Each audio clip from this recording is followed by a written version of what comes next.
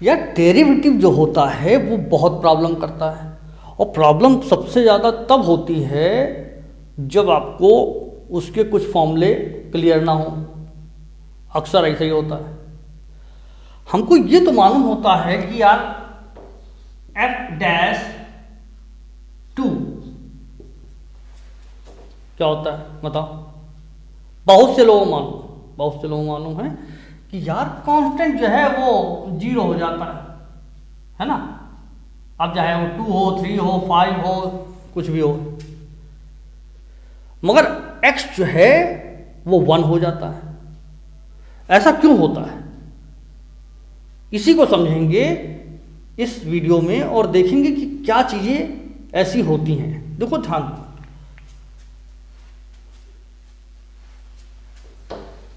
फॉर्मूले बिना यार मैथ नहीं चलती भाई, है ना। अगर कुछ उसके रिजल्ट नहीं क्लियर हैं, अब आपको यही नहीं मालूम कि इक्विलेटरल ट्रायंगल क्या होता, तो उसमें कौन सी प्रॉपर्टी लगा लो। जब प्रॉपर्टी नहीं क्लियर है कैसे चलाओ, ठीक है ना। तो देखो क्या हो रहा है, कुछ इंटरेस्टिंग चीजें। वो क्या है, जैसे ये जो है मीन्स f'(x) मीन्स डेरिवेटिव, इसको हम लिमिट के टर्म्स में ऐसे लिख सकते हैं यार, ठीक।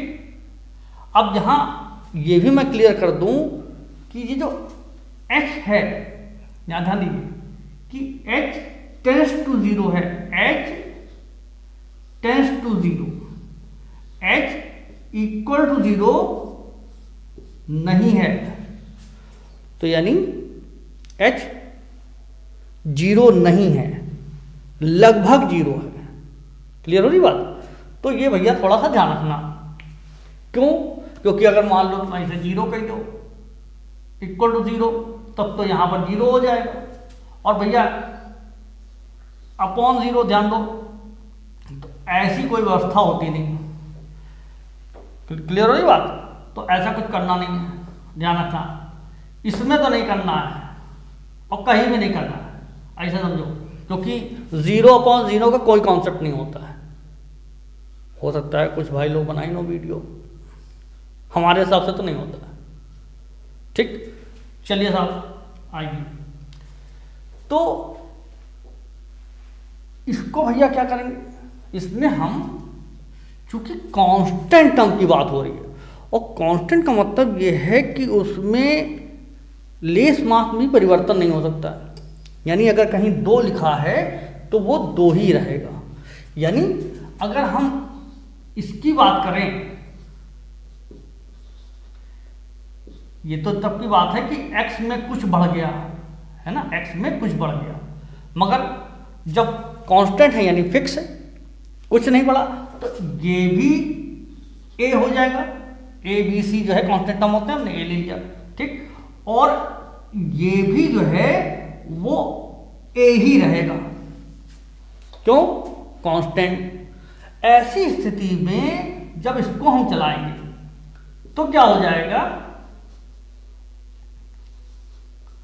टेंस टू 0, तो भैया ये हो जाएगा इस हिसाब से a, और इस हिसाब से a अपॉन h। तो यार ये 0/h वाली कंडीशन आ जाएगी। और भैया अगर 0/h होता है तो ये 0 होता है। ये कुछ बताने वाली बात नहीं है, सभी को क्लियर है, कोई डाउट तो नहीं है। आ जाओ भैया दूसरे पे। अब मुद्दा ये है कि यार ये x कैसे 1 हो जाता है, इसको देख लो, देखो ध्यान दो। अब अगर यही चीज f(x) इक्वल टू x हो जाए,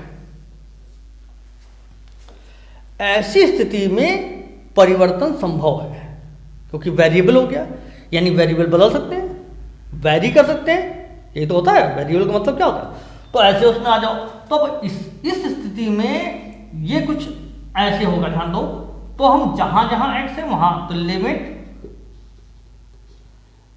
x tends to 0 that is equal to, ध्यान दीजिए, हम वैल्यू रखेंगे x plus h minus how much x upon h तो ये भैया काटेंगे, तो ये हो जाएगा h upon h that is equal to 1।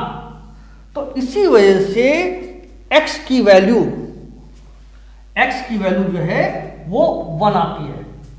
फिर इसको थोड़ा ध्यान देना, जहां ये लिखा जाता है ये d by d x of x equal to 1।